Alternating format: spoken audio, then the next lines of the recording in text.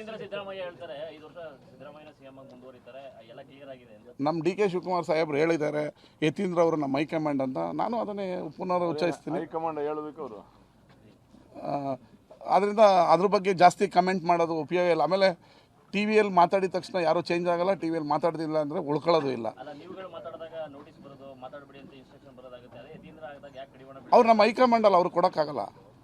ಏನು ವ್ಯಂಗ್ಯ ಮಾಡ್ತಾರೆ? ಅಲ್ಲಲ್ಲ, ಇಲ್ಲಪ್ಪ, ವೆರಿ ಸೀರಿಯಸ್ ಆಗಿ ಹೇಳ್ತೇನೆ. ಅವರು ನಮ್ಮ ಹೈಕಮಾಂಡು, ಅವ್ರು ಅದರಿಂದ ನಾವು ಕೊಡೋದಕ್ಕಾಗಲ್ಲ ಅವ್ರಿಗೆ. 100% ಒಪ್ಕೋತೀವಿ. ಹೆಂಗೆ, ಯಾವ ಥರ? ಒಪ್ಕೊಂಡಿದ್ದು ಯಾವ ಥರ ನಾನು ಹೇಳೋಕ್ಕಾಗತ್ತೆ.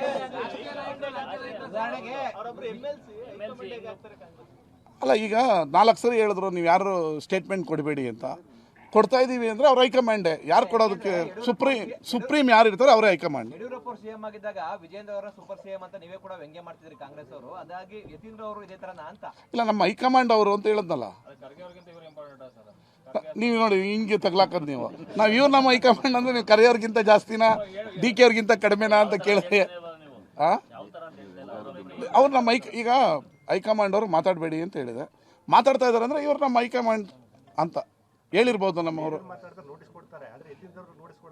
ಹೈಕಮಾಂಡ್ಗೆ ನೋಟಿಸ್ ಕೊಡ, ಹೈಕಮಾಂಡ್ ಅವ್ರಿಗೆ ನೋಟಿಸ್ ನಮಗೆ ಕೊಡೋದು. ಹೈಕಮಾಂಡ್ ನಾವು ನೋಟಿಸ್ ಕೊಡೋಕ್ಕಾಗಲ್ಲ. ಇರ್ಬೋದು, ಅದರಲ್ಲೇನು ಮಾತಿಲ್ಲ. ಈಗ ಮಾತಾಡಬೇಡಿ ಅಂದಾಗಲೂ ಮಾತಾಡ್ತಾ ಇದೆ ಅಂದರೆ ಇಸ್ ಪವರ್ಫುಲ್ ಮ್ಯಾನ್. ಕರೆಕ್ಟ್ ಅಲ್ವಾ? ಹಾಗೆ ಫಾರಿನ್ ಟ್ರಿಪ್ಗೆ ಹೋಗೋದ್ರಿಂದ ಯಾವ ಮುಖ್ಯಮಂತ್ರಿನೂ ಚೇಂಜ್ ಆಗಲ್ಲ, ಇಲ್ಲ ಉಳ್ಕೊಳ್ಳೋದಿಲ್ಲ. ಕಾಲ ಬಂದಾಗ ಚೇಂಜ್ ಆಗಬೇಕು, ಬೇರೆಯವ್ರ ಮುಖ್ಯಮಂತ್ರಿ ಆಗಬೇಕು. ಡಿ ಕೆ ಶಿವಕುಮಾರ್ ಅವರು ಮುಖ್ಯಮಂತ್ರಿ ಆಗ್ತಾರೆ. ಆಗೋದ್ರಲ್ಲಿ ತಪ್ಪಿಸೋದಕ್ಕೆ ಯಾರಿಂದನೂ ಸಾಧ್ಯ ಇಲ್ಲ. ಆಗ ಟೈಮ್ ಬಂದಾಗ ನಾವೇ ನಿಮ್ಮ ಮುಂದೆ ಹೇಳ್ತೀವಿ.